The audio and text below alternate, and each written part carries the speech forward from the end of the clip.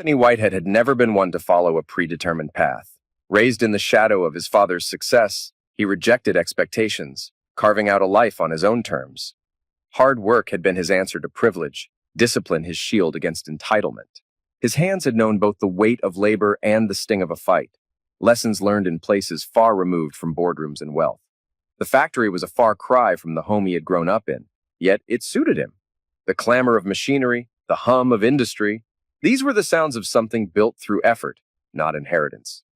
As the year wound down and the plant prepared to close for the holiday, Anthony moved through the floor with practiced ease, already thinking ahead to what came next. The last night of the year was crisp and cloudless, but the weak winter sun offered no relief from the biting cold. Inside the factory, metal walls lined with spray foam did little to keep the chill from creeping up through the bare concrete floor. The air was thick with the clatter of machinery, making it difficult to think. Anthony Whitehead, director of operations, moved briskly across the floor, his sharp eyes locking onto shop supervisor Brent Collier. Anthony had the strong, lean build of a man accustomed to physical labor. Though his father could have paid for his education, he had chosen to make his own way, cutting ties with the man completely.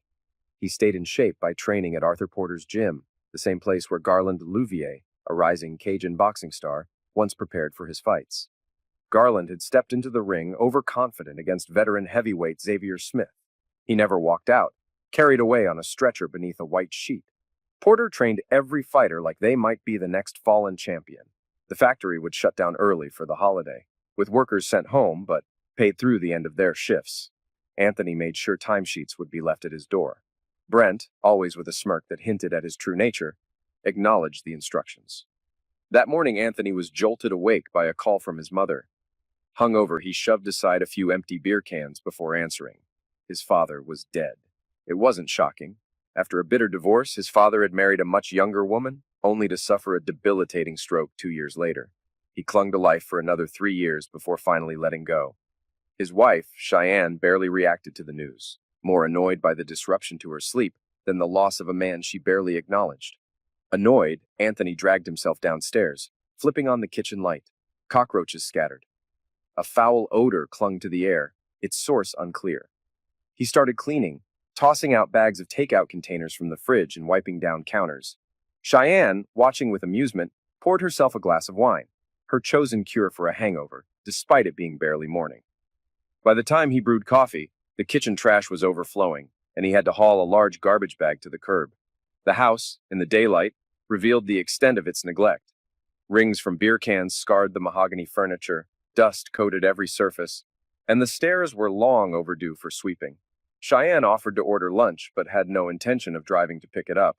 After eating, she drank more, switching from wine to vodka, lounging as Anthony tried and failed to scrub away the damage on the coffee table. Frustration mounted.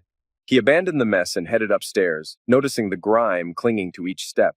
The bathroom light flickered before flooding the room in harsh brightness. Of the 3 bulbs over the mirror, only one still had its frosted cover, softening the glare.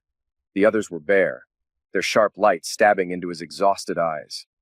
Anthony's face was bloated, dark circles under his eyes. His unshaven jaw was covered in rough, light brown stubble, and his disheveled blonde hair added to his worn-out appearance. Cheyenne found his reflection amusing, tossing a sarcastic remark his way. Anthony barely reacted. He knew exactly why he had married her, loud, brash, and impossible to ignore. Her curves, her bleached hair, even the dark roots peeking through. He had liked all of it. But most of all, she infuriated his father. Marcus Whitehead had despised her, once raging so hard at the thought of her getting pregnant that he'd threatened to liquidate her. That alone had been reason enough for Anthony to put a ring on her finger. Now, 14 years later, he stared at himself in the grimy bathroom mirror, wondering what had possessed him to buy this crumbling house, to let himself become this swollen, unkempt version of the man he once was. The only thing that still worked properly was the water heater. He grabbed a damp cloth, softening his overgrown stubble before shaving. Cheyenne lost interest and wandered off in search of more alcohol. His headache throbbed the entire time. After his shower, he grabbed a dress shirt only to find it barely buttoned over his stomach. The same went for his best suit. At some point, he had stopped paying attention and let himself go. As he walked downstairs, Cheyenne, now more focused on their dwindling beer supply, offhandedly mentioned that her mother had expressed condolences about his father's death. Anthony gave a dry response, glancing around the house. It had once been worth $200,000, but in its current state, they'd be lucky to get half that. He recalled weighing 171 pounds on their wedding day and was now too afraid to step on a scale. Cheyenne smugly claimed she still weighed the same, though Anthony wasn't convinced. Frustration boiled over. He was done with the drinking, the mess, all of it, but Cheyenne refused to believe any of this had anything to do with her. Anthony left, heading to his mother's house, where his siblings, Jimmy and Lisa, were already gathered. Susan, their mother, sat between them at the breakfast table, sipping coffee. After exchanging brief hugs and greetings, conversation quickly shifted to the funeral. His sisters had refused to attend, leaving Anthony to convince them otherwise. Then came another request. He was expected to give the obituary. He scoffed at the idea, struggling to find anything positive to say about his father. The man had been stubborn, selfish, and only acted when it served him. Still, in the end, he agreed. Before leaving, he congratulated Jimmy on his anniversary and checked in on Lisa's daughter, Gracie. Lisa proudly reported her grades were holding steady. Back home, Cheyenne was already plotting their next binge, mentioning that Lionel would be stopping by with more alcohol. Anthony shut it down immediately. He refused to fund it anymore. If she wanted it, she could figure it out herself. By the time Lionel arrived, she had miraculously scraped together the money. Anthony nearly poured himself a glass, but resisted, redirecting his focus toward writing the obituary. Late that night, while Cheyenne slept, he emptied her wallet, every credit and debit card, locked away in their office safe. He did the same with his own, keeping just one for necessities. The next morning, he left before she woke, heading to a diner for breakfast. His head pounded, his hands shook as he gripped his coffee. Then came the inevitable call, Cheyenne's voice shrieking through the phone, demanding to know where her cards had gone. Anthony, still exhausted, barely flinched. He simply told her the truth. She didn't have any cards anymore. And when she kept yelling, he cut her off. His headache was bad enough without her making it worse. Anthony ended the call just as Cheyenne's shouting escalated. He ignored the next incoming call, letting it go to voicemail. As her furious message began playing, he briefly wondered where she found the energy to scream like that. His head pounded too much for him to care. Shortly after, Mitch Doofer from First Union Bank called. Cheyenne had tried to get a new debit card linked to Anthony's account. Calmly but firmly, Anthony made it clear. She had access only to accounts in her own name. If a single dime of his money ended up in her hands, he'd take his business elsewhere. Mitch got the message. Another voicemail followed, 1 minute and 48 seconds of pure rage. As he listened, Anthony realized he was passing Whitehead Generators, the massive steel building that bore his father's name, his own name. Cheyenne's threats of divorce blasted through the speaker, and for the first time in a while, Anthony felt relief. It was the first reasonable thing she'd said in years. His lawyer, Nick Fowler, was dead, something Anthony vaguely recalled from a letter he had received months ago. The law firm handling his case had changed, but he couldn't remember the new attorney's name. Instead of wasting time navigating an automated phone system, he decided to head home and find the letter. That turned out to be a mistake. Cheyenne was deep in a drunken haze, and she wasn't alone. Her mother and her latest boyfriend, Uncle Bootsy, were there too. For some reason, Bootsy felt the need to lecture Anthony about Cheyenne's financial rights. Anthony, sensing trouble, started recording the confrontation on his phone. When Bootsy jabbed a bony finger into his chest, Anthony warned him to back off. The old man ignored him and did it again. Anthony reacted instinctively, striking fast. Bootsy, once boasting about his army days, wasn't quick enough to dodge a well-placed knee to the groin and a follow-up to the nose. Bootsy collapsed, while Cheyenne and her mother fell silent. Anthony, unmoved, ordered them all out. Locking himself in his office, he searched for the letter from the law firm. It didn't take long to notice that his desk had been tampered with and the safe had been moved. Without the key, though, Cheyenne had no way of opening it. Finally, he found what he was looking for. Carter Fullalove was now handling his case. Before he could send an email, Cheyenne banged on the door. The police had arrived. Anthony sighed. That was fast. No sirens, though. Bootsy, still bleeding, tried playing the victim. Anthony didn't hesitate. He struck him again, dropping him to the stained carpet. Cheyenne shrieked. Her mother panicked, but Anthony remained unfazed. Sirens finally blared outside. As the police arrived, Cheyenne scrambled to hide any trace of pills or illegal substances from the living room, stuffing things into the kitchen instead. Anthony met the officers calmly, directing them toward the mess. As Cheyenne lunged at him in fury, he allowed himself to be cuffed without resistance. The officer apologized, but since the emergency call claimed Anthony was the aggressor, Procedure required them to take him in. Cheyenne, on the other hand, fought the arrest tooth and nail. Meanwhile, the ambulance carted Bootsy off, with Cheyenne's mother trailing behind. Before being escorted to the squad car, Anthony received his house keys back and was told how to activate the alarm. He nodded in thanks. A small crowd of neighbors had gathered across the street watching the scene unfold. Anthony surveyed them, realizing that despite living here for years, he couldn't name a single one. As Cheyenne continued struggling against the officers, Anthony turned to one of them with a smirk. "Do me a favor," he said. "Yeah? Make sure we don't end up in the same cell." The officers chuckled. "We'll see what we can do." "Promise we won't," one added. As the police car pulled away, Anthony dialed the law firm. It was time to set things in motion. Anthony dialed the extension for Carter Fullalove and left a message. Before he could think further, a policewoman interrupted, asking if he knew who Cheyenne's lawyer was. He had no idea. He didn't even know she had one. At the courthouse, Cheyenne's shrieking echoed as she fought the bailiffs. Carter, an unreadable but sharp attorney, listened as Anthony filled him in. He agreed to handle the divorce, but insisted they focus on the hearing first. Assistant District Attorney David Hightower reviewed Anthony's case, noting his steady employment with St. Anne Parish. That alone kept him from being considered a flight risk. With no request for bail, Judge Linda Newberg dismissed the case, though Cheyenne continued her public meltdown as she was escorted out. Anthony wasted no time.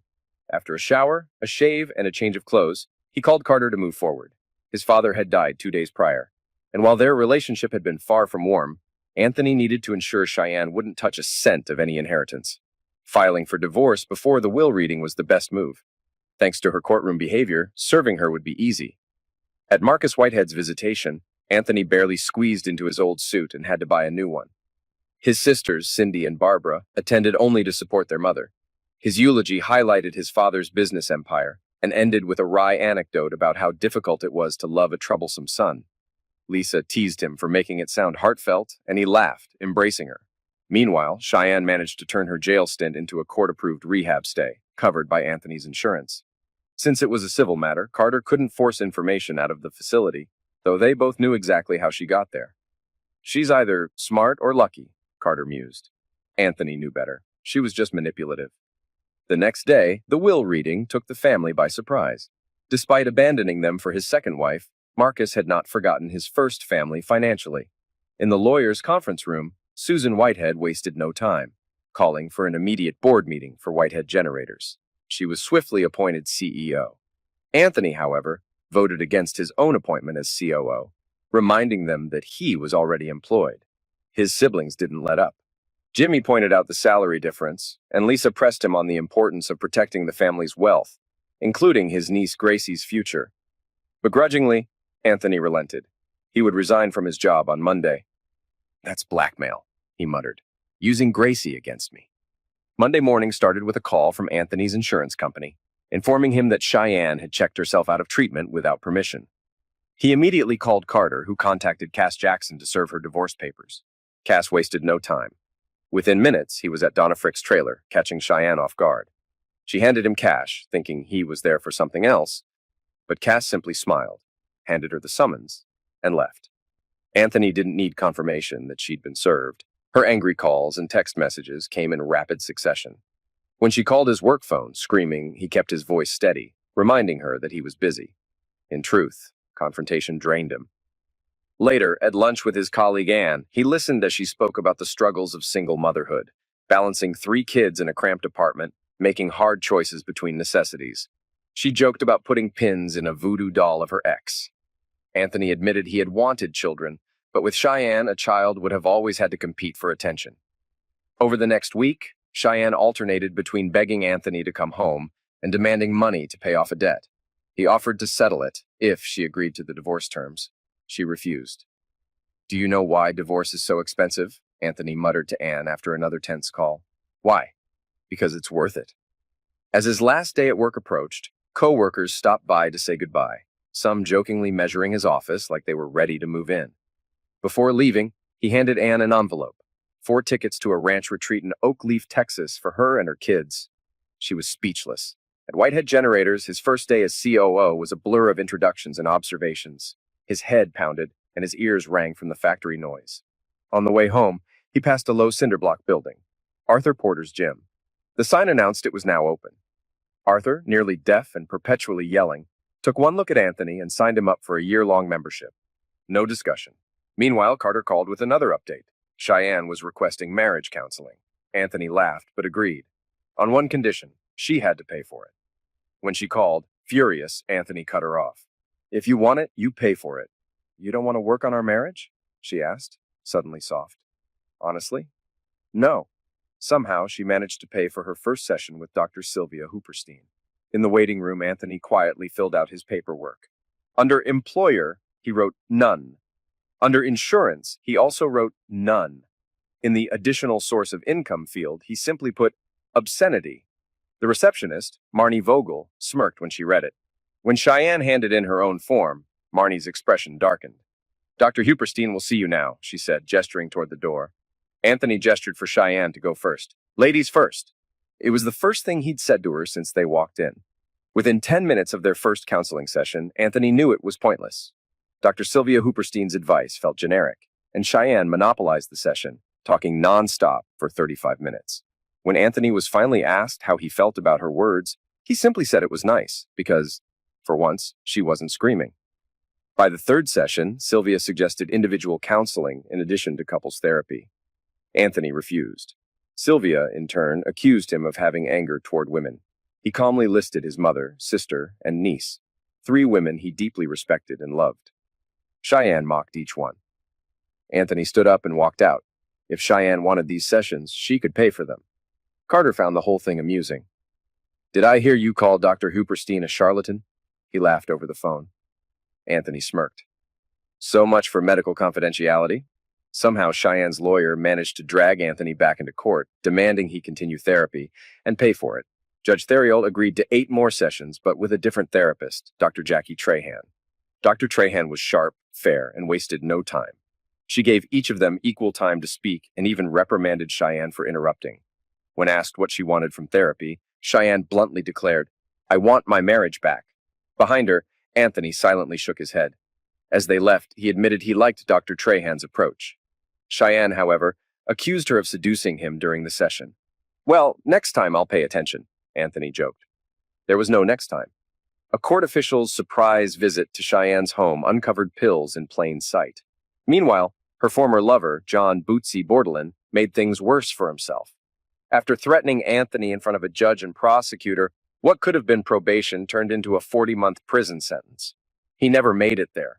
Bootsy died of a massive heart attack 2 days later. At Whitehead Generators, Anthony faced a different battle. Employees resented his sudden leadership, believing he hadn't earned his place. Production had slowed to a crawl. Meetings with department heads led nowhere. They, too, thought he should have started at the bottom like they had. After an overseas client's angry call, Anthony made a decision. His mother and sister supported whatever he had planned. The next morning, the factory break room overflowed with tornado donuts, hot coffee, and gallons of milk. Employees laughed, ate, and enjoyed the unexpected treat. Then, Anthony stood, drawing their attention to a massive bar graph. He pointed to the red line, last year's production numbers. "Good, right?" Murmurs of agreement followed. "Those numbers meant bonuses in your Christmas stockings," he continued. Someone started to object, but Anthony cut him off. "They were issued 2 days before Christmas. That makes them Christmas bonuses. If anyone disagrees, you can return them." Silence. "Didn't think so," he smirked. Then he pointed to the blue line. This year's numbers dramatically lower. "What changed? Demand? No. Supply? No. Shipping delays? No. So what's different?" More silence. Some employees glanced at the floor. "The only thing that changed was my father's death. And last I checked, he wasn't down here unloading trucks, assembling parts, or managing production. He sat in an office, making sure bills were paid and you got your paychecks. That hasn't changed." No one spoke. Anthony let the weight of his words settle, then casually removed the graph, folded it, and tossed it in the trash. Anthony set a strict deadline: 6 weeks to restore production levels, or every single worker would lose their job. There were no exceptions. Without another word, he turned and walked up the metal stairs to his office. Less than a month later, Lisa reported that not only had production rebounded, but output was on track to surpass the previous year's numbers. Jimmy suggested rewarding the employees with a bonus, but Anthony dismissed the idea. He saw no reason to reward people for merely doing the jobs they were hired for, especially since it had taken the threat of layoffs to motivate them. Lisa was taken aback by his bluntness, but Susan overruled him, insisting that Christmas bonuses would be issued regardless. She made it clear that if necessary, she would cover the cost herself. Despite moving forward with his life, Anthony continued paying for utilities and home insurance at the house he once shared with Cheyenne. Initially, he considered relocating closer to the plant, but the surrounding neighborhoods were unappealing. Many homes were decades old and showed signs of neglect. His mother's gated community near Hardington Acres Golf Club was an option, but it didn't feel right. More importantly, Cheyenne, though still incarcerated, wouldn't be behind bars forever. He needed a clean break. His search for a new home led him to Carmen Davis, a skilled and personable realtor who stood out from the previous agents he had dealt with. She quickly found a rare listing in Hardington, where houses rarely became available unless someone passed away. The moment Anthony saw the property, he knew it was the one. The three-story house had a deep brown brick exterior with warm wood accents. A separate three-car garage built to match the house included a guest apartment above it. Inside, the home was just as impressive. The first floor featured a grand hall, a library lined with built-in bookshelves, and a spacious kitchen. The second floor housed 4 large bedrooms, each with ample space.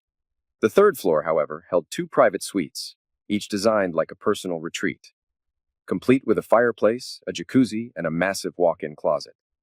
Standing in one of the closets, Anthony joked that it was bigger than his first apartment. Carmen, amused, mentioned her granddaughter's growing fashion sense, predicting she would need a closet just as large one day. Without hesitation, Anthony made an offer above the asking price. Hours later, while eating barbecue at Cowboy's BBQ, he received a message from Carmen confirming that his offer had been accepted. He responded immediately, instructing her to close the deal as soon as possible.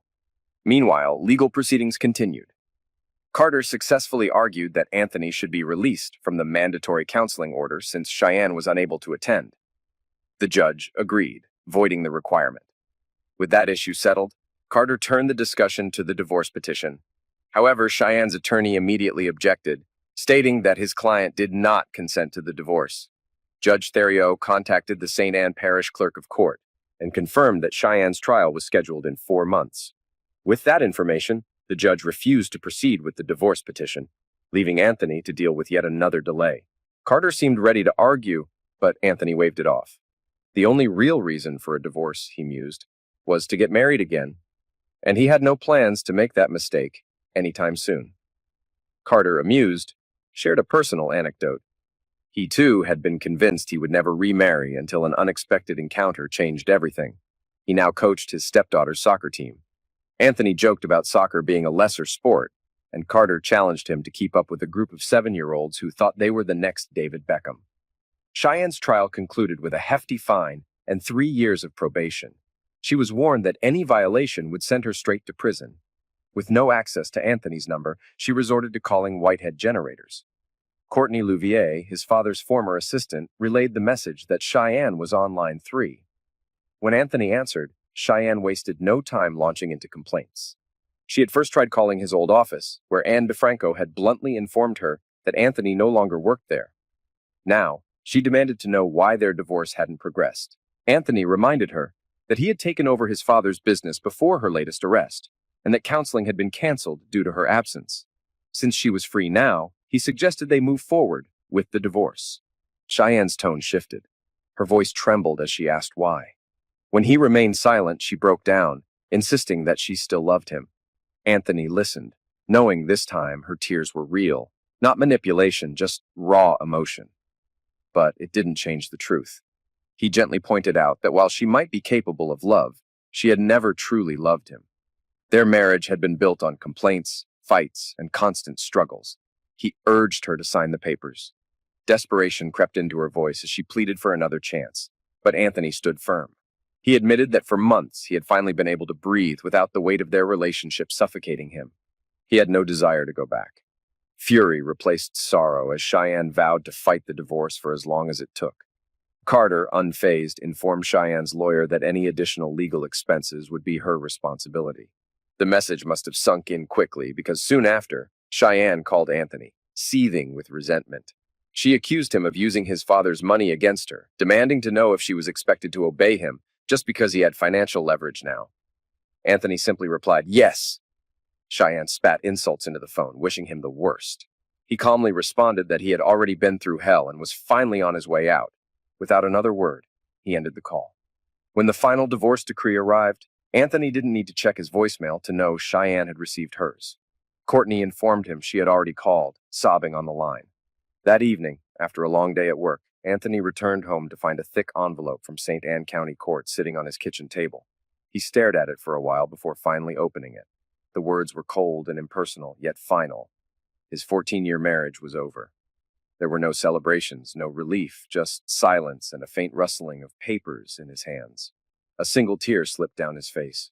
Lisa, his sister, offered quiet sympathy, while Gracie, his niece, assured him he would find someone better. Their mother, Susan, kept her thoughts to herself, but subtly expressed that this was for the best. The rest of his siblings barely reacted, assuming the divorce had been finalized years ago. At first, Cheyenne called Anthony almost daily, refusing to accept that it was truly over. Gradually, the calls became less frequent, every other day, then weekly, then monthly. Eventually, they stopped altogether. Until Christmas Eve. Cheyenne called again, her voice laced with something between smugness and desperation. She announced that she had found someone new, someone better than Anthony had ever been. Anthony barely reacted, already recognizing her attempt to provoke jealousy, but there was nothing left to feel. Cheerfully, he wished her and her mystery man a Merry Christmas and hung up. Anthony opened the bright red envelope and whistled at the number on the check, $250,000. He smiled, nodding to himself, before noticing another envelope underneath. It was a postcard from Anne DeFranco, his former colleague. Nearly 2 years had passed, but she still made a point to send him a holiday card. The front featured a photo of Anne and her 3 children on horseback, their happiness radiating from the image. Inside, she had written a short message, sharing how much they had loved their trip to Oakleaf Ranch and how they had saved up to go again this year. Her children had each scribbled their own cheerful notes. Without hesitation, Anthony booked another 2-week cattle camp for Anne and her kids, covering all expenses. He also booked the same trip for Cheyenne and a guest, knowing full well she wouldn't go.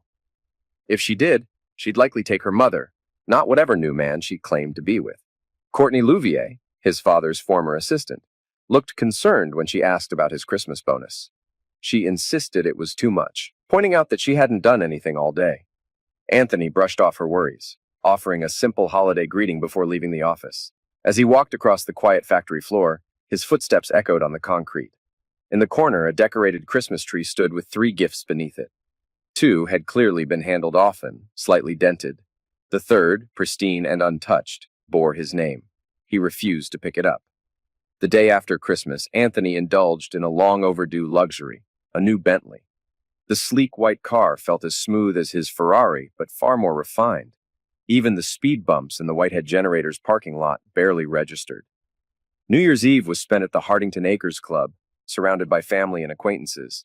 The orchestra was exceptional, and he even danced a few times, with his niece Gracie, his sisters Lisa, Cindy, and Barbara, and Cindy's daughters, Penny and Stacy. The latter two, entitled and self-absorbed, were best avoided, but there was no easy escape from family obligations. At midnight, Anthony joined the countdown, celebrating with everyone as the new year arrived. But as the party continued, he noticed Gracie was missing. Finding her on the back porch, he saw her watching the fireworks, her nose pressed against the cold glass. She smiled when she spotted him, stepping forward to hug him and give him a quick kiss on the cheek. Her quiet whisper carried more hope than certainty. This year would be better. Now, nearly a full year later, Anthony barely thought about those words. Fatigue weighed on him instead. He realized he needed a break. He approved vacations for everyone else. Why not take one himself? Yet, as he sat at his desk, nothing appealed to him. The ranch wasn't an option. He disliked horses. Fishing in a mountain stream made him think of mosquitoes and freezing water. Skiing meant snow, and snow meant cold. The French Quarter brought images of overcrowded streets and sweaty strangers pressing against him. Cruises didn't interest him either, though his mother swore by them, mostly for the endless buffets and the weight she always claimed to gain.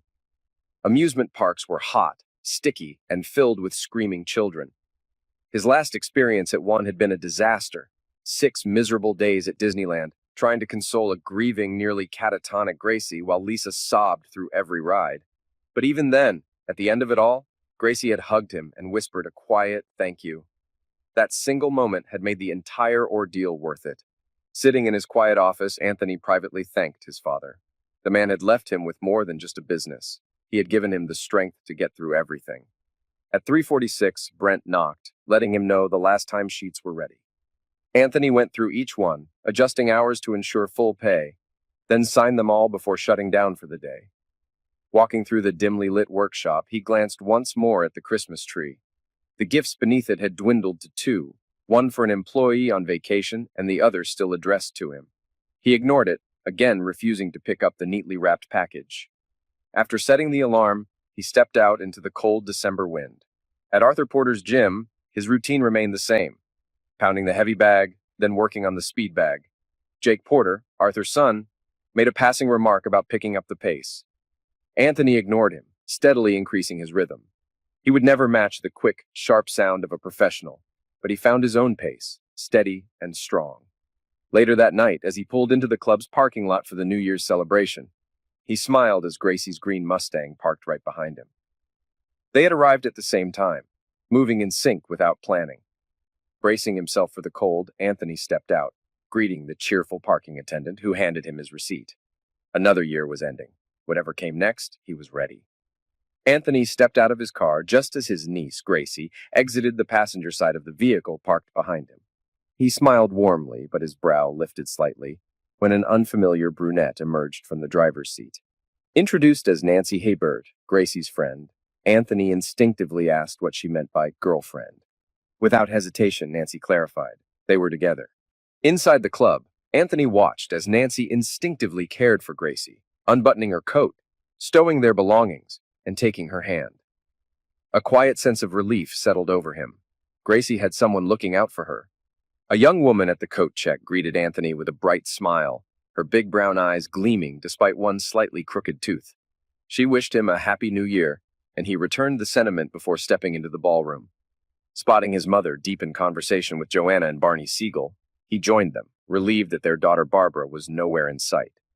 That relief was short-lived. Barbara arrived almost immediately, as if summoned by his presence. Susan, however, had more pressing concerns.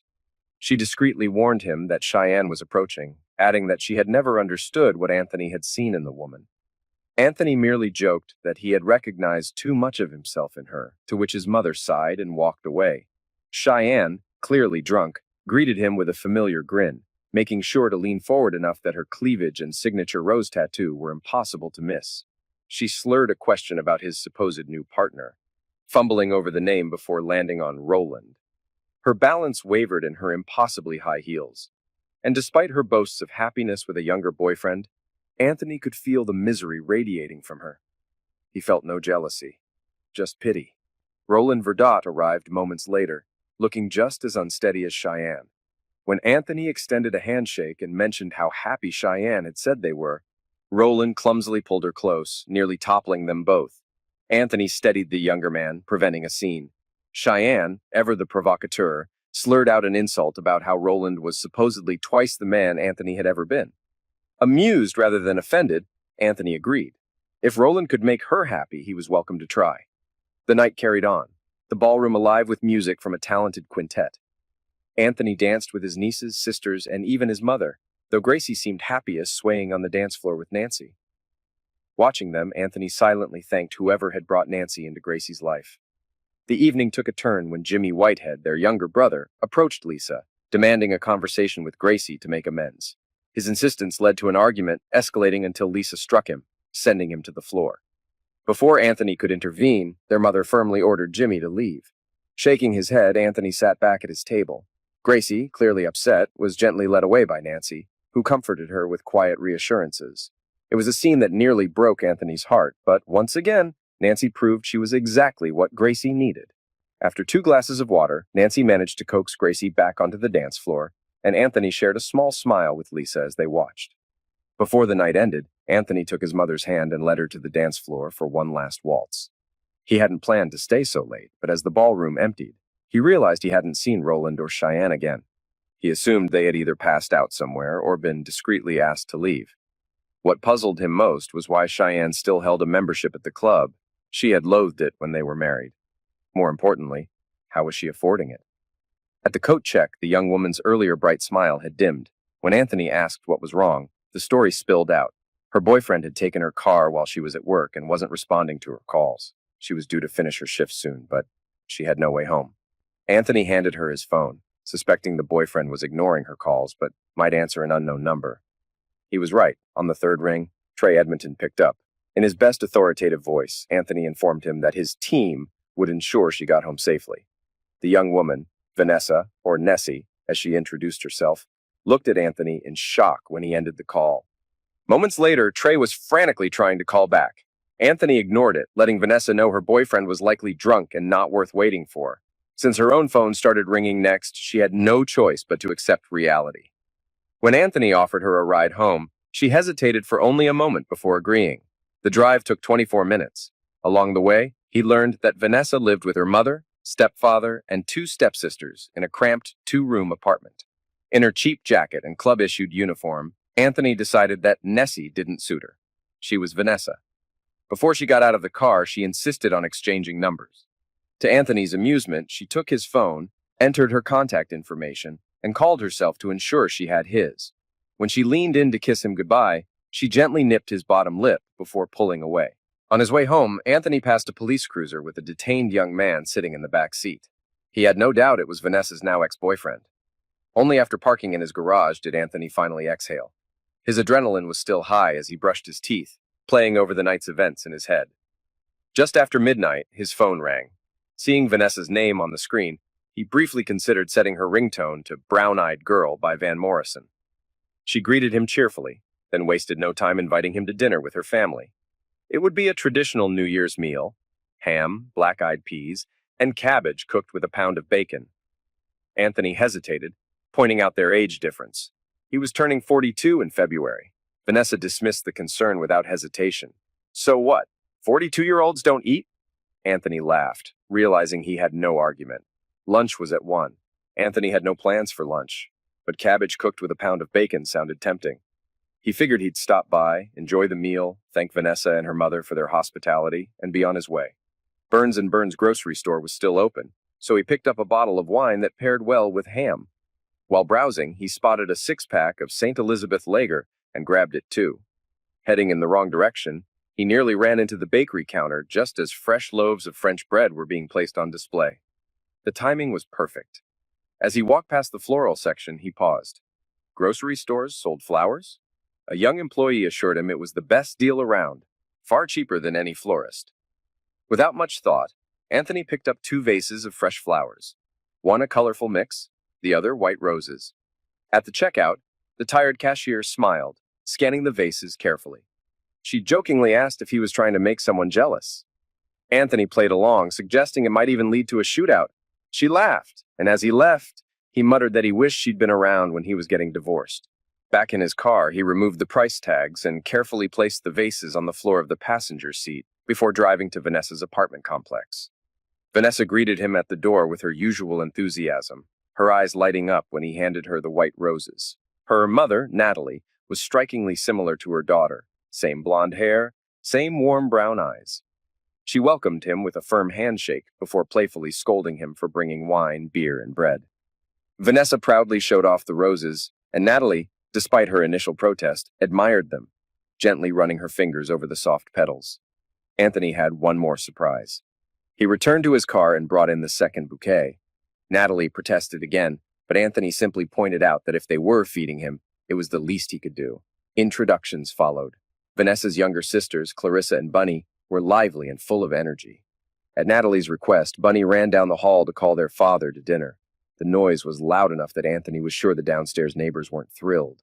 Frank, their father, entered moments later, scooping Bunny up and playfully swatting her before greeting Anthony with a firm handshake.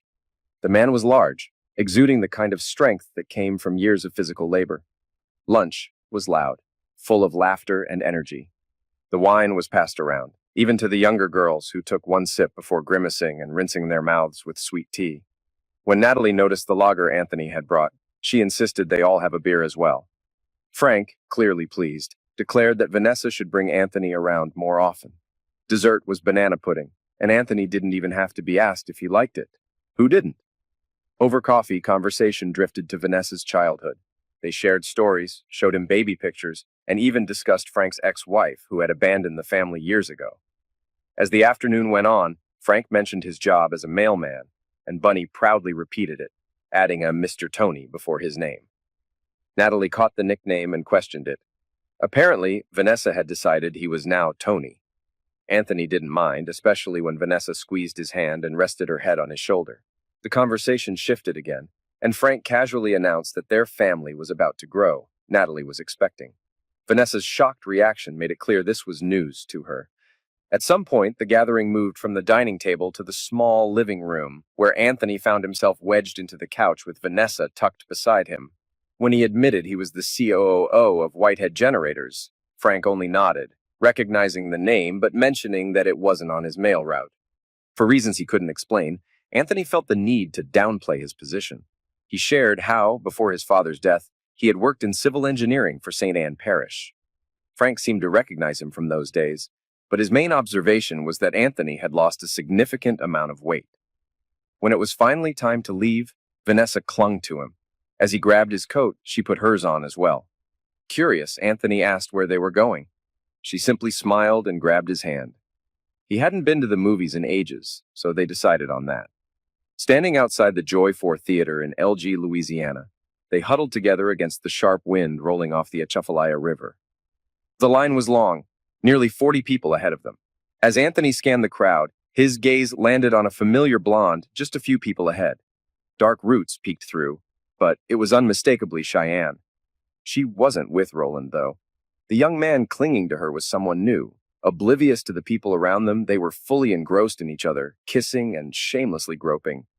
Anthony had never given much thought to Cheyenne's behavior during their marriage, until now. Watching her shamelessly grope a new lover in public, he realized how often she had been unaccounted for over the years.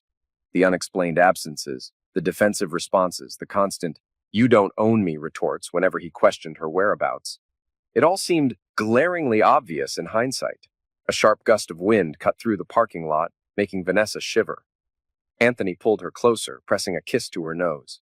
His attention was drawn back to Cheyenne when someone in line made a remark, prompting her to turn. When she spotted him, her arrogant expression faltered, momentarily replaced by fear. Anthony simply smiled and nodded in acknowledgement. Almost instantly, Cheyenne's face twisted into a sneer. Her eyes flicked to Vanessa. "One of Gracie's little friends?" she taunted. Anthony remained unfazed.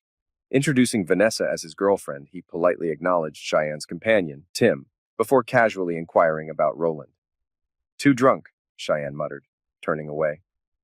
Inside the theater, Anthony let Vanessa pick the movie, much to her surprise. As they stood behind Cheyenne and Tim in the snack line, she hesitated before ordering. Anthony reassured her she could get whatever she wanted. Cheyenne, overhearing the exchange, snapped her head around. Her shock was evident as she processed Vanessa calling him Tony. The line inched forward. Cheyenne, still reeling, recalled how Anthony had once nearly snapped when she called him by that name. He shrugged, telling her he simply didn't care about her the way he cared about Vanessa. Cheyenne fired back, predicting Vanessa would eventually be discarded like everyone else. Anthony, unbothered, countered that only those who acted like trash got thrown away. "Why don't you go to hell?" Cheyenne spat. Anthony merely smiled. The line's moving. After the movie, he reluctantly parted ways with Vanessa, reminding her that work called in the morning. Her kisses at the door were soft and lingering, filled with unspoken promises. Instead of heading straight home, Anthony stopped by his mother's. Susan had coffee waiting, and he joined her at the kitchen counter, recounting his run-in with Cheyenne at the theater. Susan listened silently, then calmly revealed a truth Anthony hadn't expected. Cheyenne hadn't cheated, at least not during the first 2 years of their marriage. Anthony was stunned. When he pressed for details, Susan handed him a plastic folder. It was from a private investigator his father had hired, chronicling 27 months of surveillance. Cheyenne had been reckless with money, a heavy drinker, and generally irresponsible. But she hadn't been unfaithful. "If she had, we would have told you," Susan assured him. Anthony flipped through the report, digesting the reality of a marriage that had been doomed from the start. His father, despite their strained relationship, had tried to protect him. By morning, Anthony was back in his routine. A grueling workout at Arthur Porter's gym was followed by a quick massage and shower before heading to Whitehead Generators. Seeing the nearly full parking lot, he nodded in satisfaction. Most employees had shown up on the first workday of the year. He walked through the workshop, bracing against the cold, and climbed the metal steps to his office. Without hesitation, he summoned Brent Collier. Brent sauntered in, grinning, but his smirk faded when Anthony cut him off before he could sit down. The first major change of the year was his dismissal.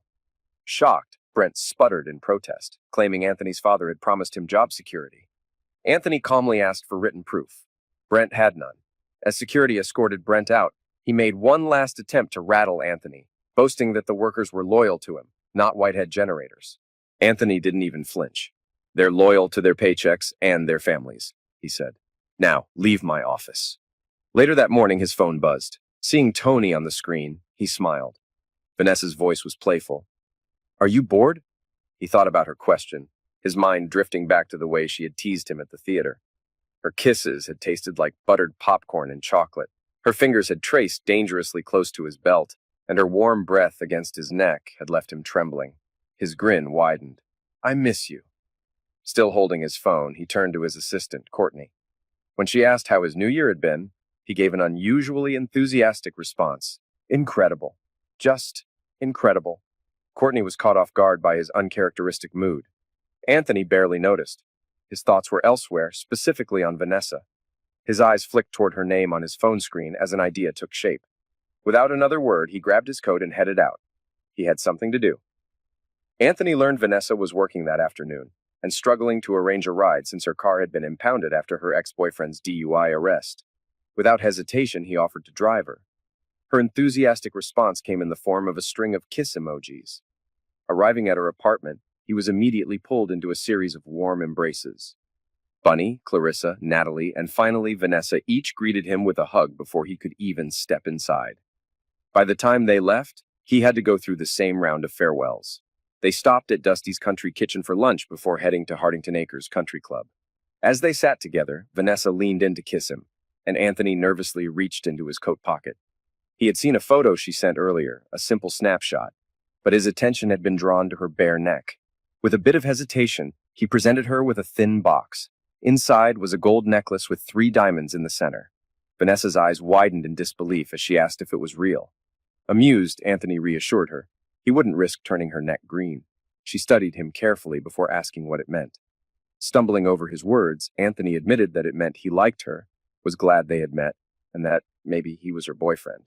Vanessa smiled, already certain of the answer. Lowering her voice, she added that she didn't share the kind of moments they had in the movie theater with just anyone. Their time together was cut short as she rushed to start her shift, nearly struggling with the door in her hurry. Anthony called after her, asking what time she would be done. She promised to text him. Returning to work, Anthony went through the motions, but his mind remained elsewhere, replaying the feel of Vanessa's kisses, the taste of popcorn and chocolate mixed with butter and salt, the warmth of her touch in the darkened theater. Courtney's voice pulled him back, notifying him that the Department of Labor was on line 3. He handled the call, only to find another blinking light. Cheyenne. Cheyenne wasted no time, immediately issuing a threat. If Anthony so much as mentioned her involvement with Tim DeRowland, there would be consequences. Anthony, unimpressed, had no intention of meddling in her latest drama. Amused, he quipped that Rowland had already been unfortunate enough to end up with a lying, cheating mess. Why would he ruin that? Before she could respond, he ended the call. Later that evening, the factory was quiet as Anthony walked through the empty space, considering a second shift. The costs were minimal compared to the potential gains. Increased production would justify the additional labor, and overhead expenses remained the same, regardless of whether the plant was operational. At 9:50, his phone vibrated. Vanessa was finishing work in 10 minutes. He grabbed his coat and rushed out the door. When she slid into the passenger seat, Anthony immediately mentioned she needed Saturday off. She confirmed her schedule, though there was a hint of sadness as she admitted her job was ending on Friday. At Gracie's birthday party that weekend, Vanessa called him Tony in front of his entire family. The reaction was instant. 7 of the 8 women at the gathering gasped in unison. Amused, Anthony pointed out that no one called him that. Vanessa, unfazed, declared that she did. Then she caught him off guard by licking the tip of his nose, making him recoil in surprise. Later, as they sat in his Bentley, her preferred choice over his other car, Vanessa idly played with the necklace around her neck before quietly asking him to take her home. Not her apartment, his home. There was hesitation in her voice, uncertainty in her eyes. As she instinctively crossed her arms over her stomach, Anthony realized she was self-conscious. She was afraid of judgment, convinced she wasn't perfect. He whispered the truth against her skin. She was beautiful. As she lay beside him, the only thing she wore was the gold necklace. Even in the dim light from the bay window, her worry lingered. Anthony kissed her softly, repeating the words until she finally believed them. And when she whispered, "I love you," he knew she meant it. By the end of the month, the first board meeting of the year was held. Susan, as acting CEO, and Lisa, the CFO, proposed a feasibility study for adding a second shift. Anthony, already certain of the benefits, was frustrated by the delay. Despite holding proxy votes from Cindy and Barbara, he was outnumbered. Susan, Lisa, Jimmy, and Gracie's proxy vote pushed for caution. After the meeting, only Susan and Anthony remained in the boardroom. Without a word, she slid a file toward him. It was a report on Vanessa. His frustration flared instantly. Susan defended her actions, stating that given his track record with women, she had every reason to look into his new relationship. She had even investigated Nancy, Gracie's partner, and found nothing concerning. Still irritated, Anthony sarcastically asked if Vanessa's high school diploma was enough for him to continue dating her. Susan simply smiled. "Please do, Tony." Before he left, she added that if there was ever another woman after Vanessa, she'd investigate her too, just as she would for anyone Jimmy dated. Anthony shook his head and walked out, muttering a "good night, Mom." Spring arrived, melting away the last traces of winter. In April, at Gracie's wedding, Anthony had the honor of walking Nancy down the aisle. As they moved past the rows of smiling guests, he felt something rare, pure, unfiltered happiness. After the ceremony, Jimmy approached the newlyweds, offering sincere congratulations.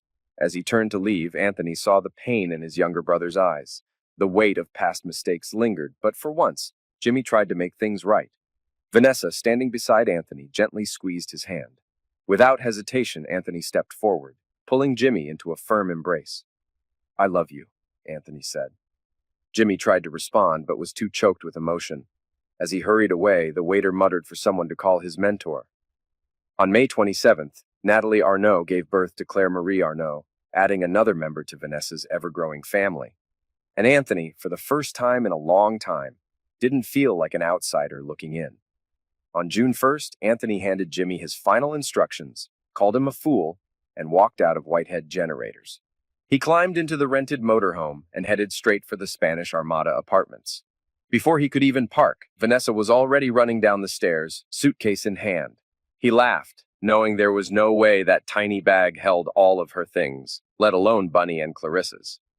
Upstairs, Natalie proudly showed off baby Claire before they gathered the girls for a surprise. Bunny and Clarissa raced toward them after school, squealing with excitement when they learned they were going to Disneyland.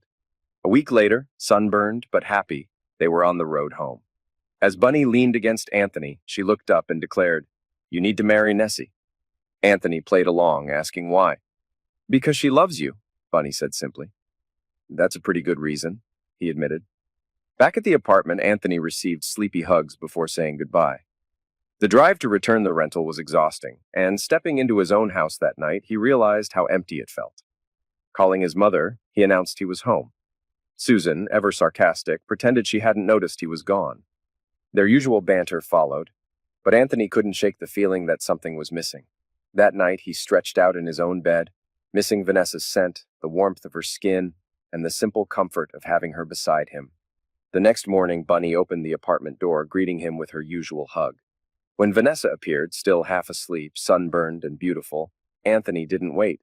Dropping to one knee in the narrow hallway, he blurted out, "Vanessa, will you marry me?"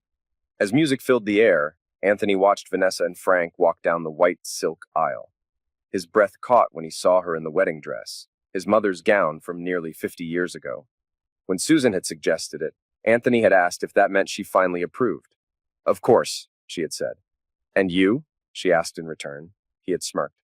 "Not so sure. Remember, Mom, in a few years you'll be old and I'll be your guardian." Susan had gasped, then muttered something about karma and future children. Now, standing at the altar, Anthony took Vanessa's hands. As she smiled up at him, he knew this was exactly where he was meant to be.